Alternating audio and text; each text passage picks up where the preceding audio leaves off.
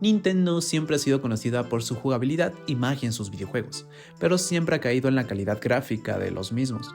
En este video vamos a hacer un viaje por la historia de Nintendo, explorando los juegos con los mejores gráficos en cada una de sus consolas. No solo se hablará de realismo o resolución, sino también del estilo artístico, dirección visual y la capacidad de sorprendernos dentro de las limitaciones de cada época. Algunos de estos títulos marcaron un antes y un después, y otros simplemente dejaron con la boca abierta, pero no los hace de menos. Así que prepárate, pues descubriremos cuándo y cómo Nintendo logró que lo visual también fuera parte de su magia.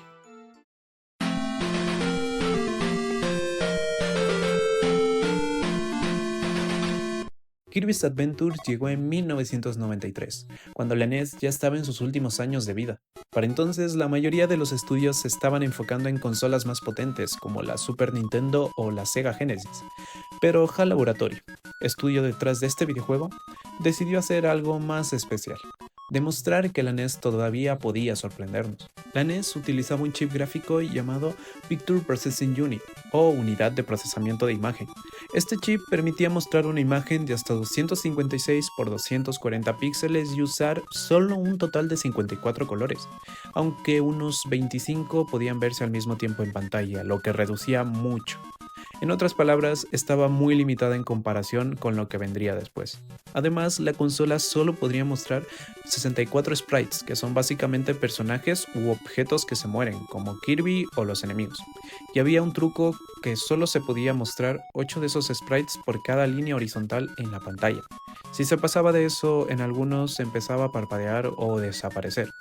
Aún así, Kirby's Adventures rompió esos límites con creatividad.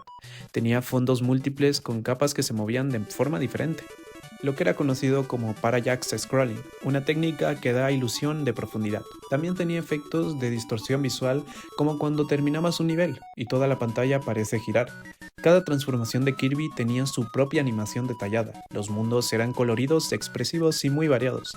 Todo esto hizo que el juego se sintiera como un título de una consola mucho más moderna, incluso llegando a ser comparada con la Super Nintendo. En resumen, Kirby's Adventures no fue solo un juego divertido, fue un logro técnico que exprimió cada byte del hardware de la NES, y también una despedida hermosa para una consola que marcó a toda una generación y que salvó a los videojuegos del declive del Atari.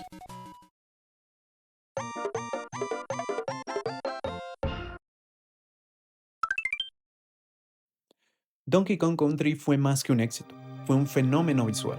Cuando salió en 1994, muchos no podían creer que esto lo corriera una Super Nintendo, y es que en ese momento la competencia ya mostraba lo que podía hacer las consolas de 32 bits, pero Nintendo, junto a Rare, sacó lo imposible, en un hardware de 16 bits.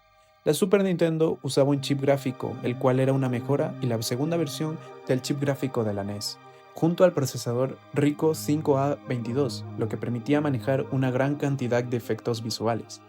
A diferencia de la NES, esta consola podía mostrar hasta 256 colores simultáneos en pantalla, de una paleta total de más de 32.000 colores posibles. Además, tenía capacidad para manipular varias capas de fondo, lo que permitía crear una profundidad visual mediante el famoso ya conocido parallax scrolling.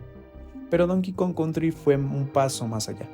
Rare utilizó una técnica llamada gráficos pre-renderizados, que consistía en crear modelos en 3D en computadoras Silicon Graphics, las mismas que se utilizaba en ese momento para la industria del cine, y luego convertir esos modelos en imágenes fijas que se veían como 3D, pero en realidad era 2D convertido en un falso 3D.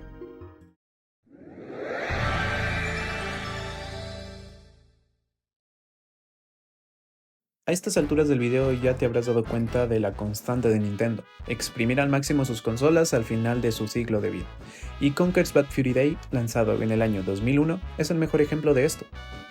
Mientras muchos juegos de la Nintendo 64 tenían personajes con caras planas, pocos polígonos y texturas borrosas, Conker llegó con algo muy distinto: modelos bien definidos, animaciones faciales, efectos de iluminación y un sonido envolvente.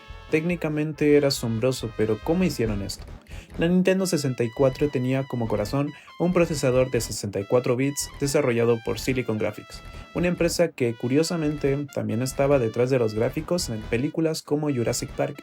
El chip gráfico de la consola, conocido como Reality Coprocessor, podía generar entornos en 3D con texturas, sombras y efectos de niebla. Sin embargo, tenía una gran limitación. Solo disponía de 4 MB de memoria RAM. Aquí es donde entraba la clave de Conker, pues requería el uso obligatorio del Expansion Pack, un accesorio que duplicaba la memoria RAM de la consola a 8 MB. Esto permitió renderizar escenarios más complejos, texturas más detalladas y mantener una buena tasa de fotogramas por segundo. Rare, una vez más, fue el estudio que desafió las limitaciones. En Conker no solo movía a los personajes, sino que también hablaban, gesticulaban, reaccionaban a la luz, las sombras eran dinámicas, las superficies reflejaban el entorno, y las cinemáticas fluían como si vieras una película animada, en una consola que, recordemos, solo usaba cartuchos. Además, incluía voces completas, efectos de sonidos de calidad y escenas cinemáticas largas, todo comprimido dentro de los límites del formato físico de la Nintendo 64, que no era precisamente generoso en espacio. Conker's Bad Fur Day no fue solo un logro gráfico, fue una declaración de principios. Mientras la industria se volvía más seria y más técnica, Rare apostó por un juego de plataformas vulgar, salvaje y algo sátiro, como gritar si la Nintendo 64 aún pudiese sorprender y hacerte reír al mismo tiempo.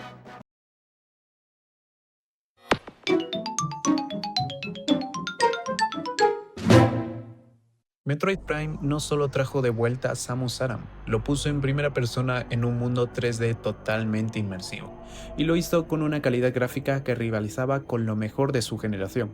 La GameCube, aunque subestimada en su tiempo, era una consola potente. Usaba un procesador IBM llamado Gecko de 485 MHz y un chip gráfico desarrollado por ATE llamado Flipper, que le permitía manejar texturas avanzadas, efectos de iluminación dinámicas, transparencias y reflejos.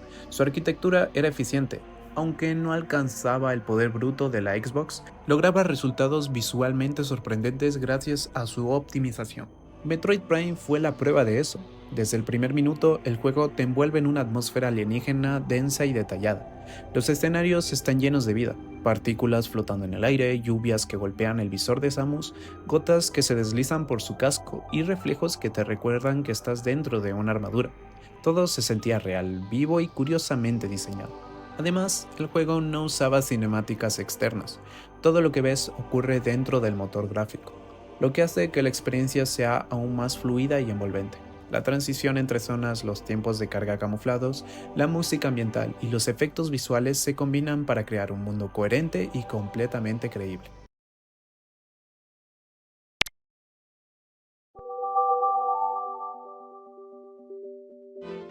Cuando Nintendo lanzó la Wii en 2006, no lo hizo para competir en gráficos. De hecho, esa era su gran diferencia frente a la Xbox 360 y la PlayStation 3.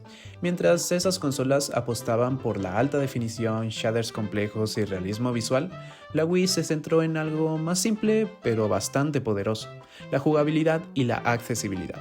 Técnicamente la Wii era bastante modesta. Usaba un procesador llamado Broadway de 729 MHz y un chip gráfico llamado Hollywood, que era una versión evolucionada del Flipper de GameCube. La consola solo alcanzaba una resolución de 480p, es decir, no era ni HD.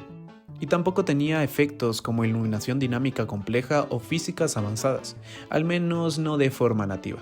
Y sin embargo, en 2010, Nintendo publicó lo que para muchos sigue siendo uno de sus juegos más bellos, Super Mario Galaxy 2. Este título, secuela del aclamado Galaxy 1, llevó la creatividad visual y técnica de la Wii al máximo absoluto. A pesar de sus limitaciones, el equipo de desarrollo jugó con lo que sí tenían: colores vibrantes, mundos esféricos únicos, efectos de gravedad, luces suaves y una dirección artística impresionante. Los escenarios no solo eran plataformas flotantes, eran mini universos, como su propia atmósfera, iluminación, gravedad y movimiento. El uso del color era perfecto, y la música, grabada con una orquesta real, reforzaba cada emoción que provocaba esos entornos. Técnicamente, el juego implementó técnicas como bloom, brillo suave, mapeo de entorno para simular reflejos y una optimización excelente que lograba mantener una tasa de 60 cuadros por segundo casi constante, algo difícil en la Wii. Y lo más importante, no se trataba solo de mostrar mundos bonitos. Cada planeta era una mecánica jugable, una idea visual convertida en desafío. Esta fusión de diseño artístico con diseño de niveles es lo que hace que Super Mario Galaxy 2 destaque incluso hoy, en plena era del 4K. Así que aunque la Wii nunca compitió por tener gráficos más potentes, Nintendo nos recordó que Galaxy 2 es la belleza que también está en la creatividad, no solo en los polígonos, y que incluso en baja resolución el asombro sigue siendo posible.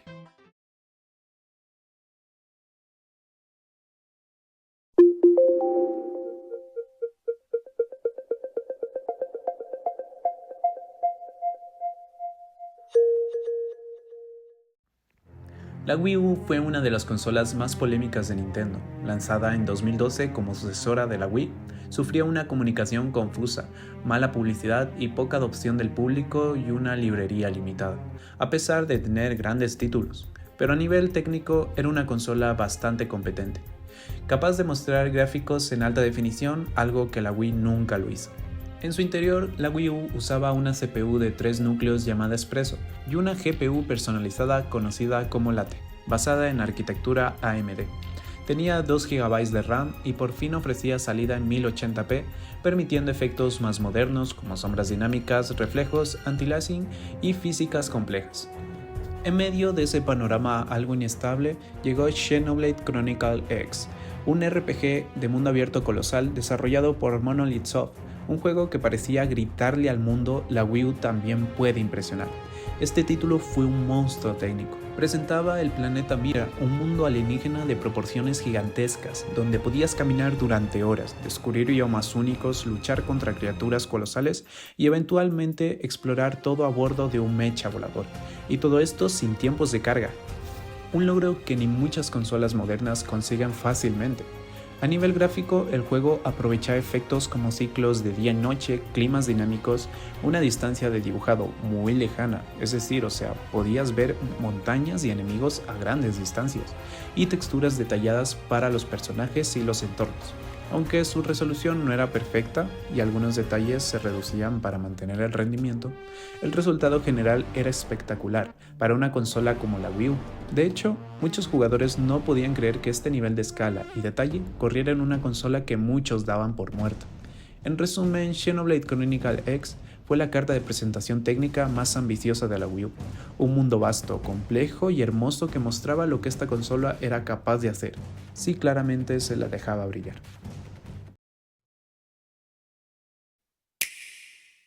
La Nintendo Switch, lanzada en 2017, marcó un cambio total de enfoque. En lugar de seguir la guerra de potencia con Sony y Microsoft, Nintendo apostó por algo único, una consola híbrida, capaz de usar tanto en casa como en modo portátil. Esta idea redefinió cómo jugamos, pero también impuso grandes desafíos técnicos. La consola usa un procesador Nvidia Tegra X1, un chip diseñado originalmente para tablets. Esto significa que, en comparación con PlayStation 4 y Xbox One, la Switch tiene mucho menos potencia bruta. Sin embargo, lo compensa con eficiencia, creatividad y una gran comunidad de desarrolladores que saben exprimir cada rincón del hardware. Un ejemplo perfecto es Metroid Dread, lanzado en 2021. Este regreso de Samus en 2D no solo sorprendió por su jugabilidad tensa y precisa, sino también por su apartado visual. El juego mezcla gráficos en 3D con perspectiva lateral, creando escenarios alienígenas llenos de atmósfera, con efectos de iluminación avanzados, reflejos, partículas y transiciones suaves entre zonas. Las animaciones de Samus son increíblemente detalladas. Cada movimiento, contraataque y salto está cuidadosamente pulido. Los enemigos, especialmente los semi, tienen una fluidez robótica realística, que añade tensión al juego y todo corre a 60 cuadros por segundo, lo que hace que la experiencia sea rápida y responsiva. Pero si hablamos de detalle visual, hay que mencionar en especial a Luigi's Mansion 3, lanzado en 2019.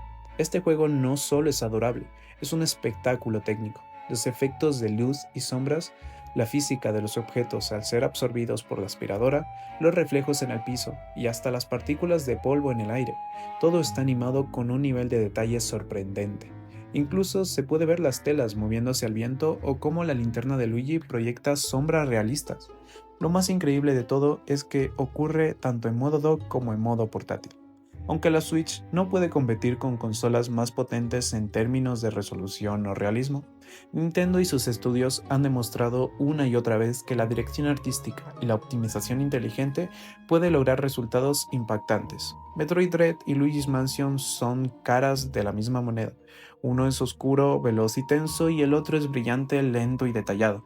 Pero ambos son prueba clara de que la Nintendo Switch puede seguir impresionando visualmente, sin necesidad de competir en fuerza bruta, y quién sabe, tal vez salga un mejor juego. Y sí, a estas alturas podríamos hablar de Switch 2, pero no han salido suficientes juegos para esta consola, aparte de Mario Kart World, el cual sigue siendo un juego excelente, aunque con un precio muy inflado para lo que es. Pero nada quita que es un gran juego con un gran set de personajes y grandes pistas para recorrerlas de principio a fin. También tenemos a Cyberpunk, pero aunque se ve genial, no es algo hecho específicamente para la Nintendo Switch, que sí que es una versión para esta consola, pero no es un juego que fue hecho para la Nintendo Switch 2, así que técnicamente no podemos hablar de techos gráficos en esta consola. Como hemos visto, Nintendo nunca ha dependido únicamente de la potencia técnica para asombrarnos. Cada generación sí ha tenido sus límites, pero también han tenido equipos de desarrollo que supieron usar esos límites como un lienzo y no como un obstáculo. Desde los coloridos mundos de 8 bits de Kirby's Adventures hasta las atmósferas más densas de Metroid Dread o el nivel de detalle absurdo en Luigi's Mansion 3, Nintendo ha demostrado una y otra vez que el impacto visual no solo depende de los teraflops, sino de cómo se combina el arte, la tecnología y el desarrollo con una visión clara. Todo lo que algunos llaman gráficos simples, para otros son universos simplemente inolvidables. Si te gustó este recorrido visual y te interesa ver cómo Nintendo se las arregló con sus consolas portátiles, hablando desde la Game Boy, la 10 hasta la 3DS, déjamelo saber en los comentarios. Si quieres una segunda parte, coméntamelo. Y no olvides dejar tu like, suscribirte si aún no lo has hecho y activa la campana para no perderte el próximo capítulo de esta serie. Nos vemos.